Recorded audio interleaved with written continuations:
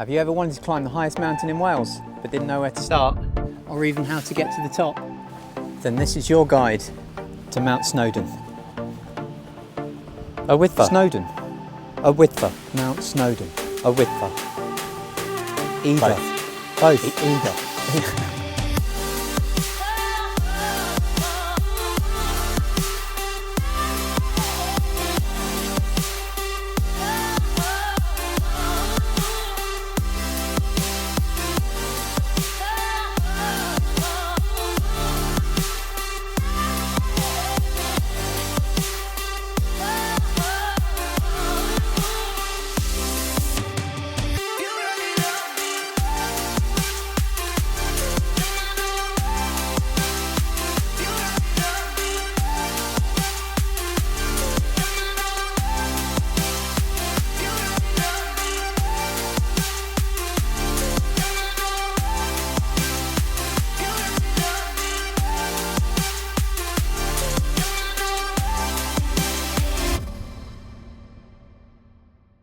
Well, welcome to Mount Snowdon, or known locally as Wyddfa.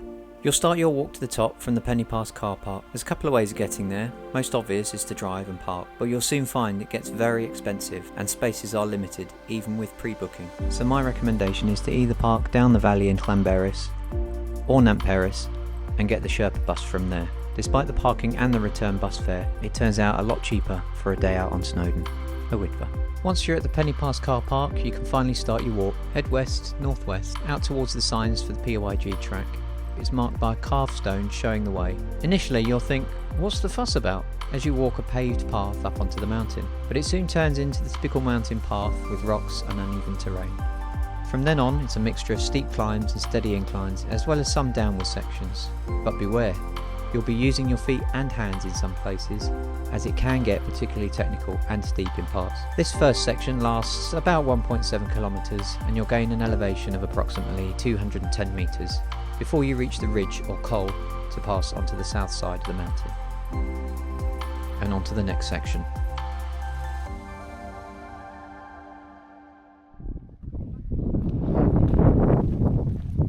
Be careful as you pass over the ridge. It's often quite windy, as the prevailing wind is west-southwesterly most days, and there's little protection from the other side of the horseshoe until further down the path. Other than that, this is probably the easiest part of the walk. It's generally a very steady incline for the most part, slowly getting steeper as you go.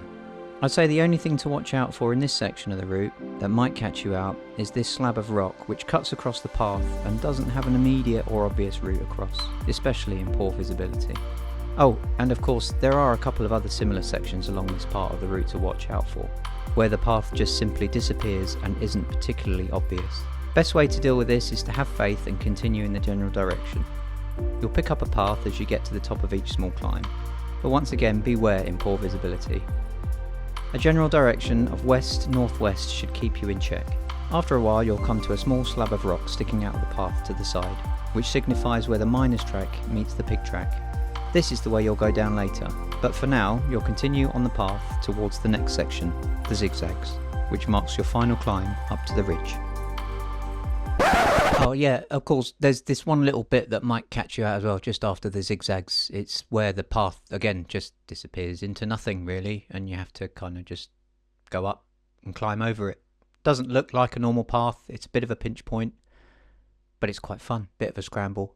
And then once you're up and over it, it really is following the path all the way up to the ridge.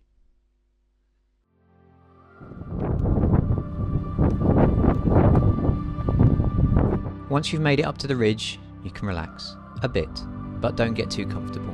You've still got about half a kilometre to walk and about 100 metres of climbing still to go till the top. But from here, once again, the mountain path is easy to navigate, especially with the train line on your right, and it's not particularly technical either. The occasional rocky terrain underfoot soon gives way to the stone steps, which marks the very last few metres up towards the plinth, where the trig point stands.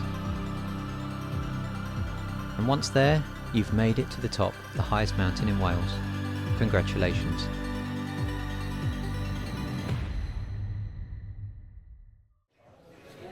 Yes, there really is a cafe on top of this mountain. So once you've had a small break and a coffee, it's time to head back. We're following the miner's path, initially following the route that we took to get us here, at least until we find that slab of rock sticking out from the path where the miner's track forks off to the right. This is where the differences in the two paths start to show. We get straight into a descent from this point, very short, very sharp and very technical. Using hands and feet is highly recommended on this 150 metre descent. At the bottom, you're rewarded with the beautiful views of the lake below, and quite possibly a short rest to allow your poor knees to recover. And now it's just simply a 4.9 kilometre walk back to the car park. All downhill on mostly well-paved paths that are easy to follow. Slightly rocky at first, giving way to a gravel track as you pass the next reservoir with a few interesting sights and beautiful waterfalls along the way.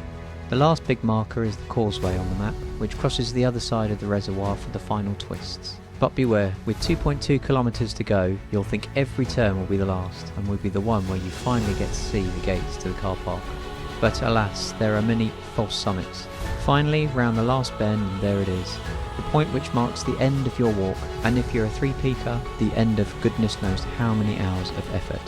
And also, most important of all, a well-earned rest.